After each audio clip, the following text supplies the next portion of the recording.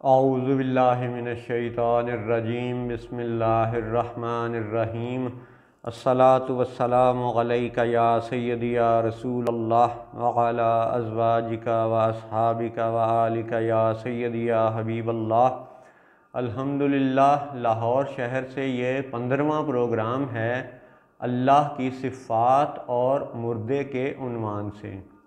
آج بروز اتوار 19 ذی القعدہ 1443 ہجری اور 19 جون 2022 عیسوی ہے۔ آج کے پروگرام میں اسی موضوع پر بات ہم مسلسل جاری رکھے ہوئے ہیں اور آج بھی اسی پہ جاری رکھیں گے کہ کیا قبر میں جو صاحب قبر ہیں وہ زندہ دنیا والوں کی مدد کر سکتے ہیں؟ اگر کر سکتے ہیں تو کیسے کر سکتے ہیں؟ کون ہیں وہ جو کر سکتے ہیں؟ تو اس قبر کے اندر صاحب قبر کے تصرفات کو سمجھنے کے لیے ہمیں سجدہ آدم کی حقیقت کو سمجھنا ضروری ہے۔ تو اب سجدہ آدم کی حقیقت سے مزید آگے بڑھتے ہیں اور اللہ کا فضل تلاش کرتے ہیں۔ یاد رہے کہ وہ جو آپ کو سمجھانے کے لیے دوستوں کو بچوں کو ایک ذکر کیا گیا، ایک مثلث کے سیدنا آدم علیہ السلام کو آپ نے مثلث کے اوپر والے کونے پہ شمار کرنا ہے، فرشتے کو مثلث کے دوسرے کونے پہ، جن کو مثلث کے تیسرے کونے پہ۔ اب آپ اس مثلث کی حقیقتوں کو سمجھیں ذرا کہ فرشتے نے نور ہو کے، جن نے نار ہو کے، ٹھیک ہے، کون سی حالت دیکھی؟ آدم کی خاکی بشری حالت دیکھی، اور دونوں کو حکم ہوا کہ آپ آدم کو سجدہ کرو۔ اچھا جی، پھر یہ کہ فرشتے میں اتنی طاقت ہے کہ وہ نور ہو کے انسان کی روح بھی قبض کر سکتا ہے، جن کی روح بھی قبض کر سکتا ہے۔ یعنی فرشتے میں اتنی طاقت ہے کہ وہ انسان پر موت طاری کر دے اللہ کی دی ہوئی طاقت سے، اور جن پر بھی موت طاری کر دے، لیکن سجدہ فرشتے کو نہیں کروایا گیا۔ پھر یہ بات کہ انسان اس دنیا میں نہ جن کو دیکھ سکتا ہے نہ فرشتے کو دیکھ سکتا ہے، لیکن وہ دونوں فرشتے اور جن اس دنیا میں انسان کو دیکھ سکتے ہیں۔ تو جب بصارت زیادہ ہے تو بھی سجدہ آدم کو کیوں کروایا گیا؟ پھر یہ بات کہ جب فرشتے اور جن یہ دونوں انسان بننے کے قابل ہیں، بشر بن سکتے ہیں، دوبارہ نور اور نار کی حالت میں واپس آ سکتے ہیں، تو پھر آدم کو سجدہ کیوں کروایا گیا؟ تو اب ان ساری باتوں کو پچھلے یعنی خلاصے کو ذکر کرتے ہوئے ہم آگے بڑھتے ہیں، اور اب آپ حقائق کو ذرا سمجھنے کی کوشش کریں کہ غور سے اب بات سنیے گا کہ انسان اس دنیا میں، اس بشری حالت میں جس فرشتے کو نہیں دیکھ سکتا، اب آپ غور کیجئے، وہی انسان جب کل نفس ذائقۃ الموت والی کیفیت سے گزر جاتا ہے، قبر میں چلا جاتا ہے، قبر میں اتار دیا جاتا ہے، مٹی میں دبا دیا جاتا ہے، تو پھر وہ کیفیت آتی ہے کہ اس کے جسم میں روح پھر لوٹا دی جاتی ہے، اور پھر وہ منکر نکیر، وہ جو فرشتے ہیں جنہیں نکیرین بھی کہا جاتا ہے، وہ آتے ہیں اور وہ سوال پوچھتے ہیں، من ربو کا، تیرا رب کون؟ ما دینو کا، تیرا دین کیا ہے؟ ما تقول فی حق ھذہ الرجل، اس رسول اکرم صلی اللہ علیہ وسلم کی ذات پاک کے متعلق تیرا کیا خیال ہے، تیرا کیا ایمان ہے؟ تو یہ قبر کے جو 3 سوالات ہیں، اب آپ غور کیجئے کہ وہ انسان جو اس جیتی جاگتی دنیا میں فرشتے کی آواز سننے پہ قادر نہیں تھا، وہ قبر میں فرشتے کی آواز سنے گا، سوال سنے گا تو جواب دے گا نا۔ اسی طرح فرشتے کو دیکھے گا، دیکھ کر بات کرے گا، اور وہ انسان جو لاہور میں بیٹھ کے، اگر وہ مسلمان کسی وجہ سے، اپنی کم بختی کی وجہ سے یا کسی بھی وجہ سے، وہ رسول پاک صلی اللہ علیہ وسلم کا کلمہ پڑھنے کے باوجود حضور کی زیارت سے محروم رہا، تو یہ قبر ہے، یہ قبر کی زندگی ہے جہاں پہ اس کو وہ نعمت نصیب ہوگی جو اس جیتی جاگتی دنیا پر بھی نصیب نہ ہوئی۔ یعنی جیسے وہ بندہ قبر میں فرشتے کو دیکھے گا، فرشتے کی آواز سنے گا، ایسے ہی وہ بندہ بے شک لاہور میں یا کسی بھی جگہ بیٹھ کے رسول اللہ صلی اللہ علیہ وسلم کی زیارت سے محروم رہ گیا، وہ بھی اللہ کے فضل سے مسلمان، وہ مومن، وہ حضور کا اطاعت گزار، وہ حضور کی محبت رکھنے والا، وہ حضور کی پہچان رکھنے والا، وہ قبر میں حضور کو پہچانے گا، دیکھے گا، زیارت نصیب ہوگی اس کو۔ تو یہ قبر کی وہ کیفیات ہیں، وہ منزلیں ہیں جو اس زمین دنیا پر ممکن نہیں ہیں، اور ممکن کب ہوں گی؟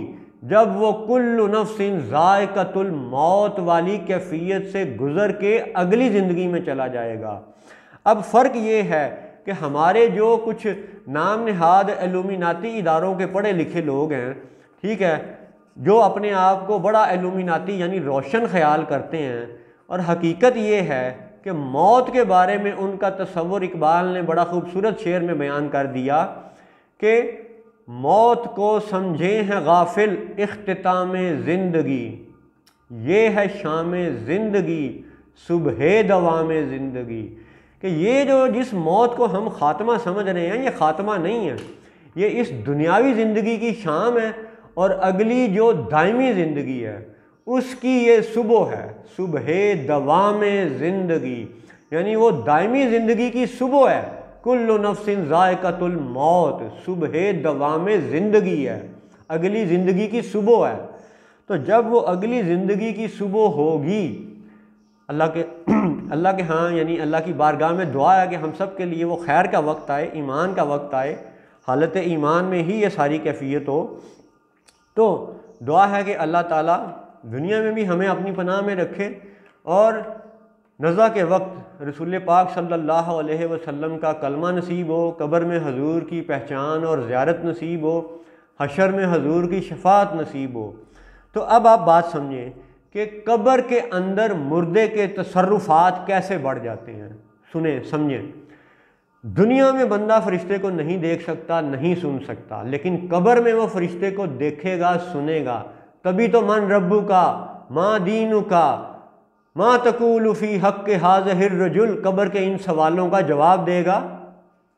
دوسری بات کہ جنوں کے بارے میں، فرشتوں کے بارے میں ہم سب مسلمان یہ مانتے ہیں کہ وہ دیوار بھی پار کر سکتے ہیں۔ اب جیسے اس حقیر کے پیچھے یہ دیوار ہے، ٹھیک ہے، اس دیوار میں سے یہ حقیر اپنے اس خاکی جسم سمیت پار نہیں کر سکتا، لیکن اگر یہ حقیر اسی کمرے کے اندر بیٹھا رہے، یا کوئی انسان اپنے ایک بند کمرے کے اندر بیٹھا رہے اور اس کی موت کا وقت آ جائے، تو بے شک وہ بند کمرہ تھا، تو سب مسلمان یہ مانتے ہیں کہ فرشتہ اس بند کمرے کے اندر بھی پہنچ سکتا ہے، وہ دیوار پار کر سکتا ہے، اور وہاں سے بھی اس کی روح کھینچ کر کے لے جائے گا۔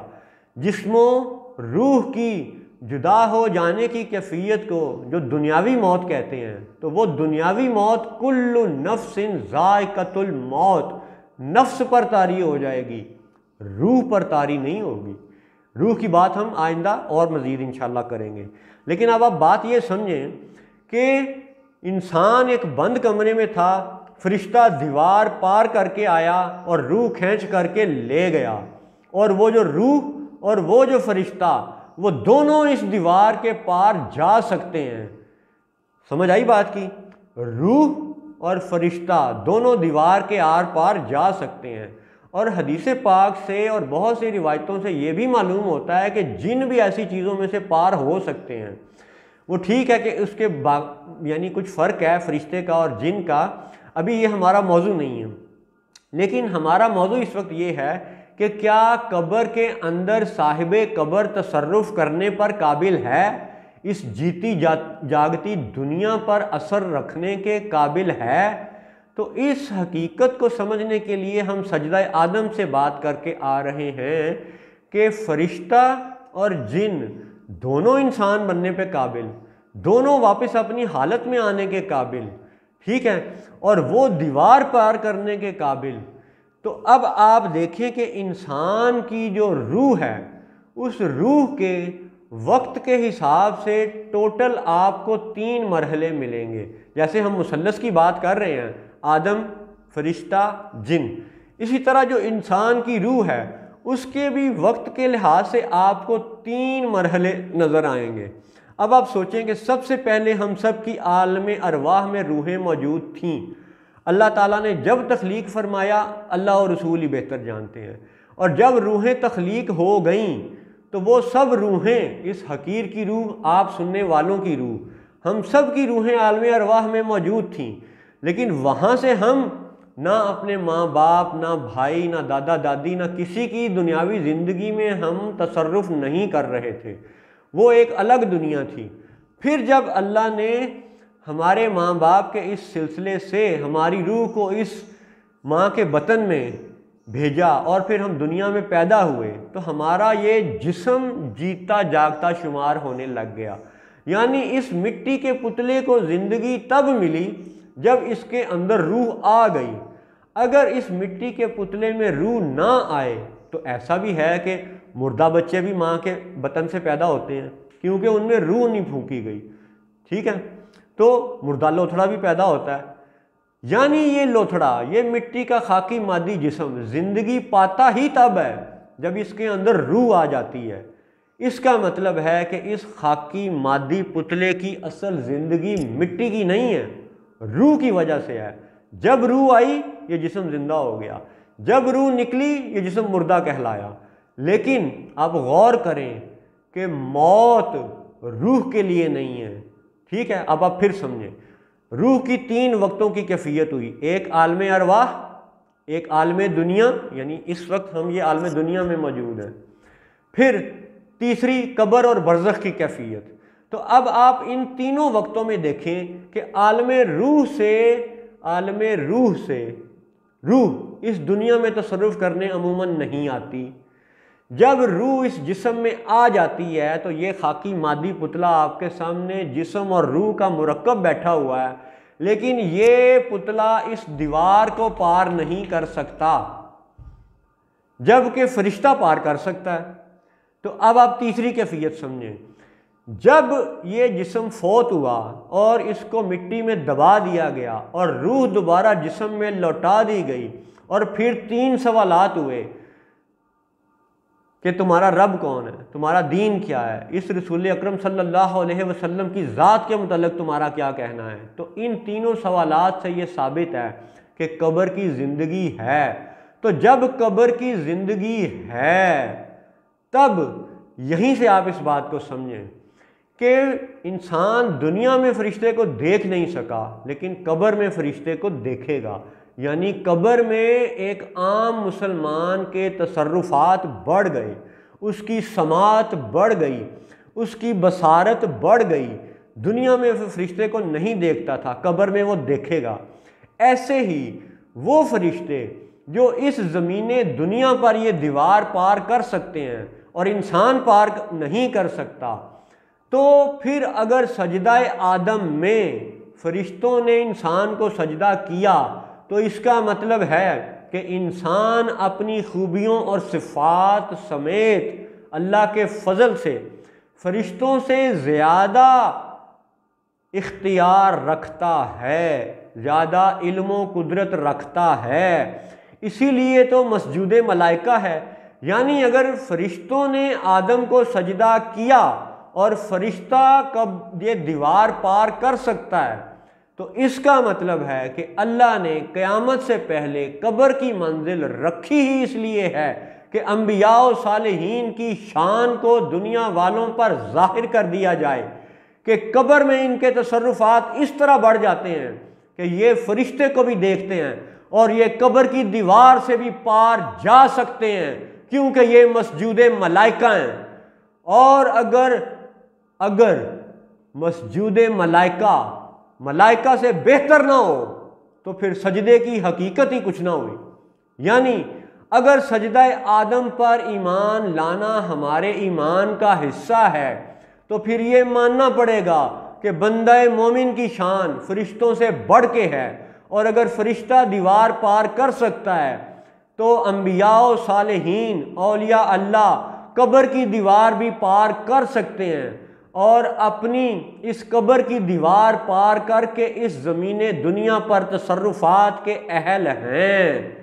اب اگر کوئی کہے کہ جی یہ کیا بات ہوئی، تو اب آپ اعتراض کی نیت کی بجائے محبت کی نیت سے انہی آیتوں کو آپ پھر سوچیں، پھر پڑھیں، پھر غور کریں کہ روح جب عالم ارواح میں تھی تب بھی زندہ تھی، روح جب اس جسم میں آئی تب بھی زندہ ہے، روح جب اس جسم سے نکلی عالم قبر و برزخ میں گئی تب بھی زندہ ہے۔ یعنی روح کی زندگی تو تینوں حالتوں میں ہے، تینوں وقتوں میں ہے، تینوں زمانوں میں ہے، یعنی روح کی زندگی ہمیشہ ہمیشہ کی زندگی ہے۔ موت ہے کس کے لیے؟ موت تو روح کے لیے نہیں ہے میرے دوستوں، میرے بچوں، موت روح کے لیے نہیں ہے۔ پھر پڑھو قرآن، کل نفس ذائقۃ الموت، ہر نفس موت کا ذائقہ چکھے گا، روح موت کا ذائقہ نہیں چکھے گی۔ اور جب ہم یہ مانتے ہیں کہ اس زمین دنیا پر بند کمرے میں فرشتہ دیوار پار کر کے آ سکتا ہے اور بندے پہ نزع کی کیفیت طاری ہو سکتی ہے، اور فرشتہ اور روح دیوار پار کر کے جا سکتے ہیں، بندے پر موت طاری ہو سکتی ہے، تو پھر موت تو جسم کے لیے ہے، نفس کے لیے ہے۔ کل نفس ذائقۃ الموت میں آپ بتاؤ روح کا ذکر ہے؟ بالکل بھی نہیں ہے۔